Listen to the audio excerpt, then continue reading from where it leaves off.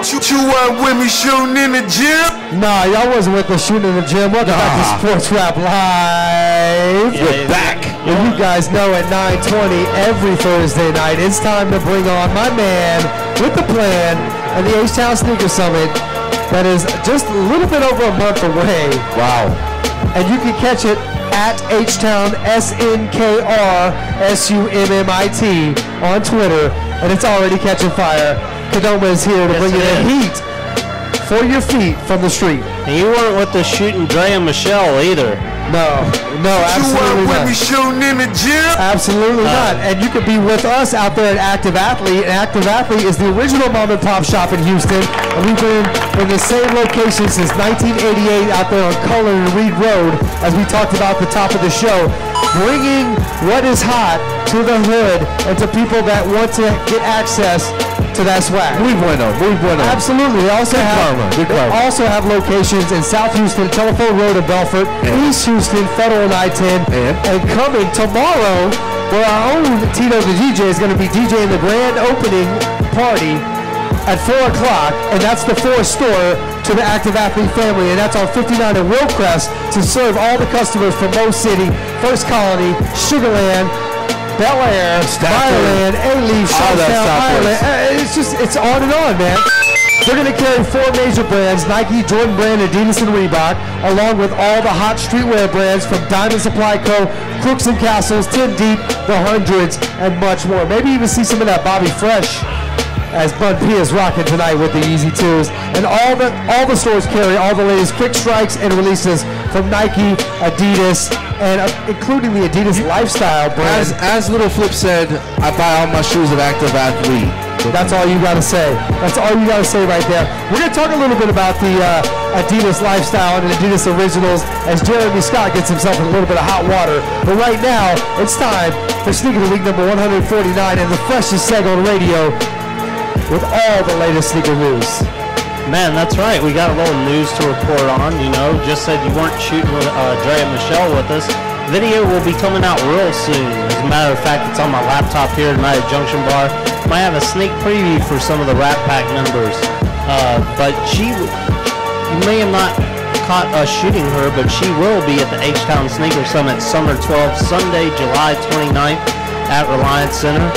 We also have a few more surprises in store we'll be announcing shortly, but you did mention Adidas Originals designer Jeremy Scott, who raised a few eyebrows this week as the brand started promoting one of his new sneakers on their Facebook page, the Adidas Originals Roundhouse Mid Handcuff.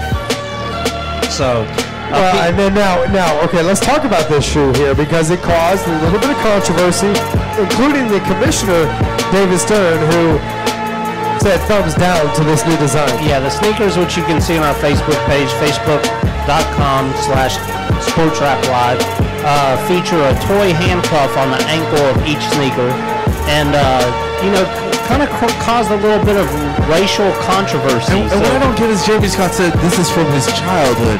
Well, what?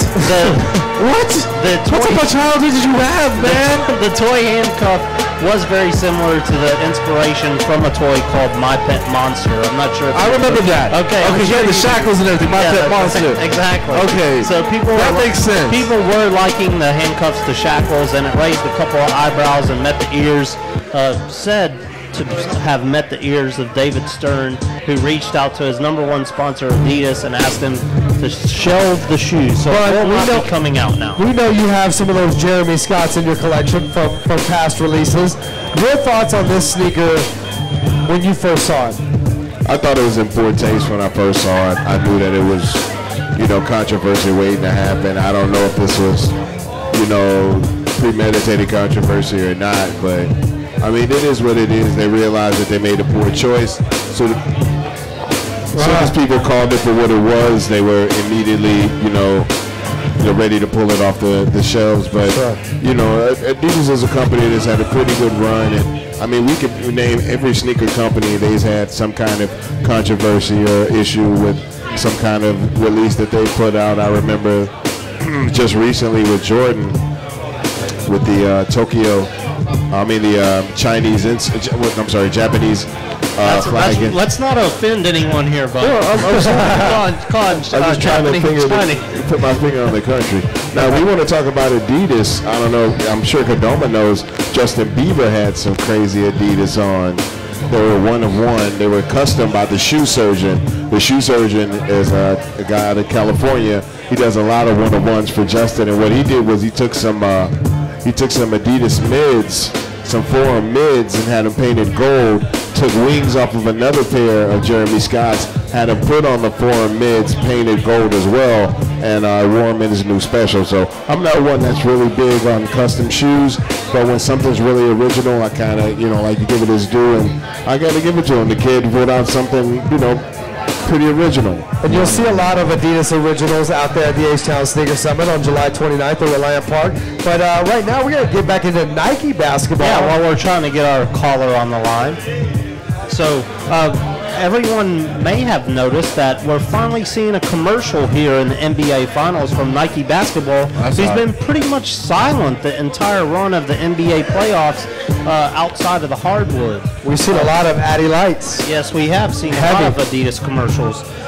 But the brand new Nike commercial advertises LeBron James, their marquee player, and a pair of brand new Nike Plus Lunar Hyperdunk 2012s, a shoe that features light-up sensors in the midsole, which allows the athlete to keep track of their progress by working in tandem with your iPhone or iPod, and help you run and jump faster by kind of keeping track of your workout. So kind of like the Nike Fuel Band technology I reviewed a few weeks back, or the Nike Plus Xbox Connect games that I hinted at that would be coming this holiday season. Yeah, you sure did. We're trying to get a pair of those so we can give them a wear test and report back as to whether or not it really works. But the basketball sneaker will release next week for $250. The training shoe will be $230. And I was at House of Hoops the other day actually talking about this shoe with Greg, the general manager over there in the Galleria area. And he was telling me that they're going to aim to look to do this for the Olympics. This is going to be the Olympic shoe that they're trying to push throughout the whole games. And then also the trainers, they're also going to try to push early for the Olympics as well. And it's the trainers can take even more stats than the high tops do. I'm glad you brought up the Olympics because our very own Tanner from Tanner & Co. has brought some Olympic-inspired sneakers early to have on the table. Sneak peek of the week. Sneak peek of the week right here. Why don't you talk a little bit about this sneaker? Man, this is a Jordan Olympic 6. This is going to come out in a couple of weeks. We may have this back here on Sneak of the Week, but this is a shoe that has never been retroed before and will probably be going pretty quickly. Also, the first retro was a Retro Plus. Yes. It was very limited. A lot of people don't know that. A lot of people sleep on this shoe. That the OG pair of this was a 6 Plus, and very hard to find in an OG and in dead stock.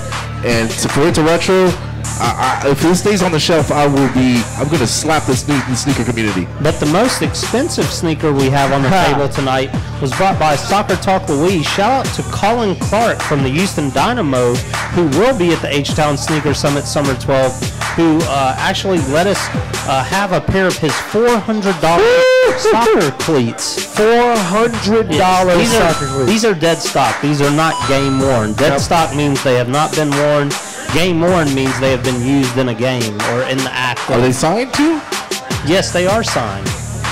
That's a nice pair of PEs, as we say. Hey, but you know what I'm here for, man. Let's get into the Sneak of the Week. Are you ready? Yeah, I'm ready. All right, let's get into it, man. We got somebody very special calling for the Htown Sneaker Summit Sports Rap Live Sneak of the Week number 149, which means next week is number 150. But tonight we have the Sneak of the Week number 149, Ronnie Fieg, New Balance 999 Steel Blue.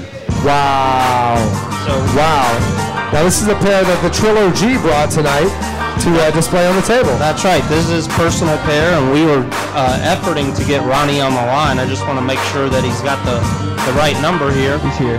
Okay, he's here, ladies and gentlemen. So let's get Ronnie in and let him tell us. Ronnie, can you hear us? Yeah, I'm here. You guys hear me? Absolutely, absolutely, loud and clear. We got Bun B here, Kadoma, myself, Adam Rapp, and Tito the DJ. Welcome to the show.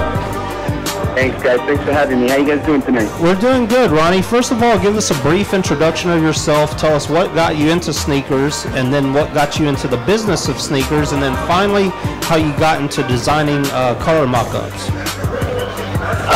Well, I started working as a stock boy in a chain of sneaker stores. Actually, there were shoe stores back then called David Z.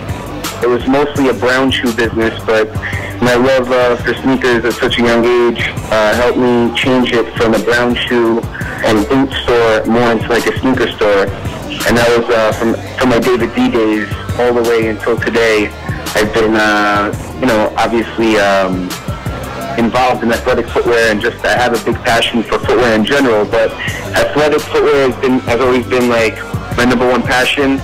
And as a general buyer of the company of David Z, I was able to create some relationships and take brands from zero to like millions of dollars worth of product in the shop. So they saw me as this young kid, and ASICS obviously gave me the opportunity first in 2006.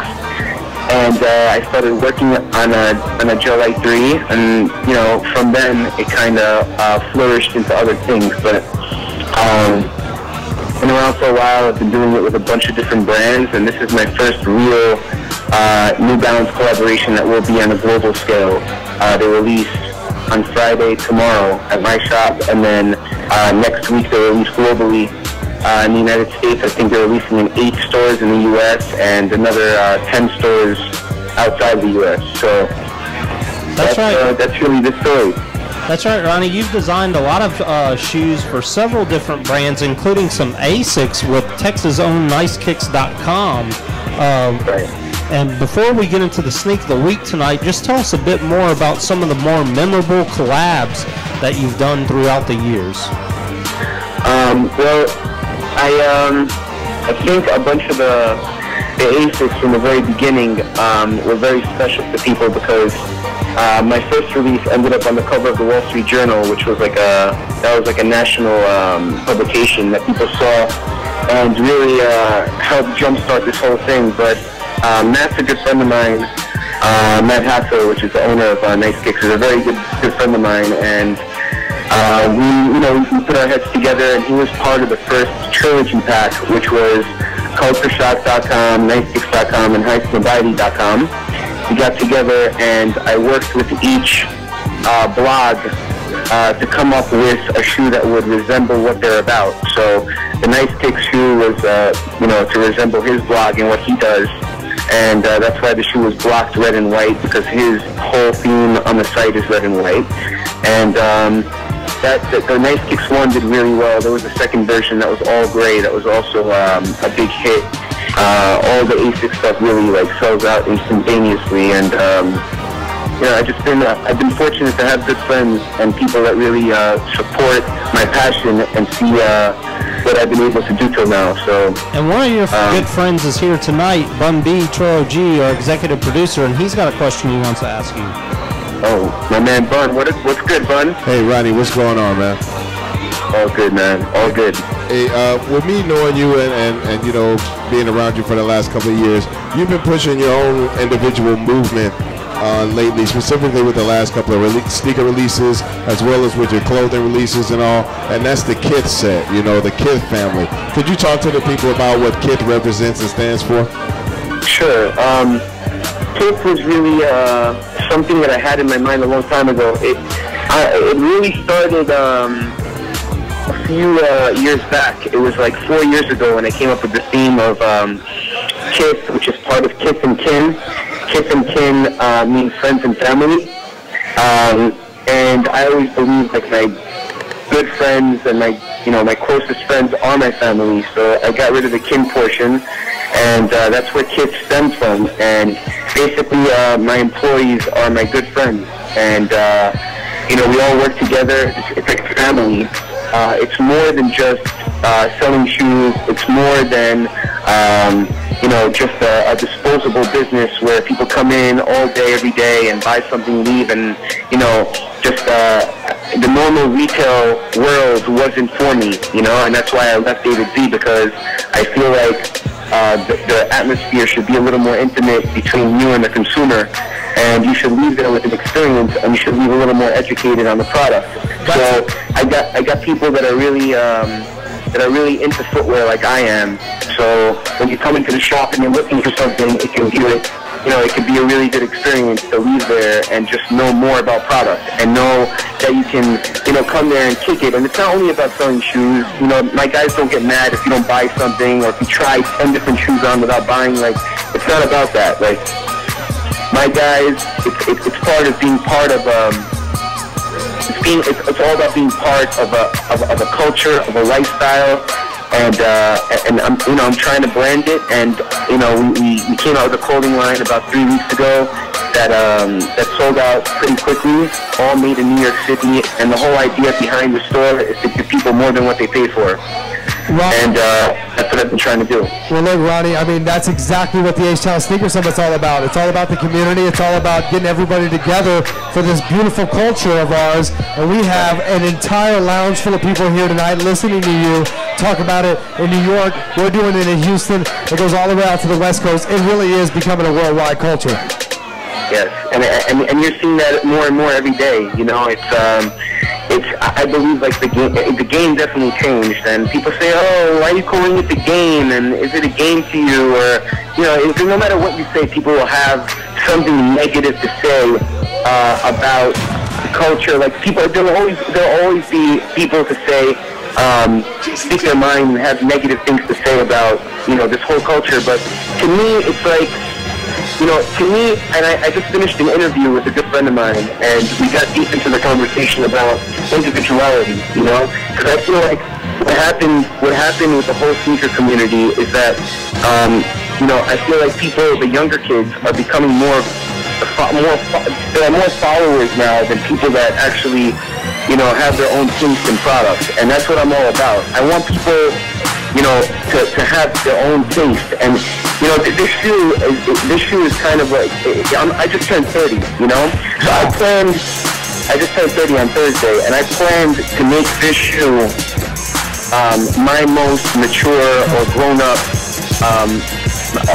evolution of what I've been doing, because I'm sorry. No, you're good. I'm so glad you said that, because New Balance is the grown man's shoe. Absolutely. It is. And Kadoma's he's gonna tell you a little bit about their impeccable taste, and we'll get into the Htown Sneaker Summit, Sports Rap Live, Sneaker of the Week number 149 right now. Yeah, Ronnie, why don't you tell us a little bit about New Balance? I'm glad you said that, because here on Sneaker of the Week, we do strive to have something for everyone, and whether it's basketball shoes, skateboarding shoes, casual shoes. Tonight we have a pair of running shoes by a brand we featured here not as often, but we do try to have them on as often as we can when we're talking about the hottest sneaker releases of the week here on the Sneaker of the Week on Sports Rap Live. But New Balance is a company known for their impeccable attention to detail, quality of materials, craftsmanship, as well as comfort. So just tell us a bit about what it's like to work with them, and take us through the design process and some of the inspiration behind this particular shoe, the 999 Deep Steel, which comes out, or Steel Blue, which comes out tomorrow. Yeah, thanks for letting me speak on about this shoe, because to me this is a passion project, and I feel like people need to know the history, not only about New Balance as a brand, but more importantly the color blocking and the importance of what Steel Blue represents. To me, it was back in '95 when I started working in the store on 8th Street between 5th and 6th Avenue in New York City. And you might hear Jay, when Jay rapped on New York, like, you heard him say like Off-White Lexus, like rolling down 8th Street. 8th Street was the mecca of where people went for footwear. When David, before there was a big sneaker boost, like between the years of like 90, I'd say like 98 and 2002 or 2003. But before then, there was 8th Street was really like the spot to be. And I don't know if one remembers when we came to New York back in those days. I mean, all the rappers, all the hip hop artists, and all of New York City was really on that block every weekend. It used to be like a car show, and they basically all parked their cars, walk around. That's right. Back then, the 1300 in steel blue, which is the original colorway, the 1300 CL, that was the #1 shoe for hip-hop artists. Hip-hop artists used to buy them, and the drug dealers used to buy them. All the drug dealers used to come in, and I know I'm not promoting this or anything, but real talk. I used to have customers who used to come in, and it was basically the shoe that put them on the next level for New Balance, because New Balances were all, $60, $70 when you're talking about the 574, and even 576s were a little cheaper back then. But the 1300 was always priced at $130, and it put them like on a more premium level. So they always wanted to have the best of the best. And to them, to stand on a corner all day, as crazy as it sounds, the New Balance 1300 was like their most comfortable option. Yep. So that's what introduced me to the game. Like, everybody used to come in and buy those, and like that whole story to me was kind of crazy, because back then in the early 90s, like I was listening to hip hop like heavy, and it was the days like those days will never come back. Like, to me, those days are like, it's sentimental. It's a sentimental, just a sentimental feeling to me, So, and that shoe stayed consistent throughout the years. New Balance has always, they've been putting out the 1300 CL every 3 years, and it became like a collectible shoe for those that like New Balance and fell in love with the brand for their comfort and their, their craftsmanship.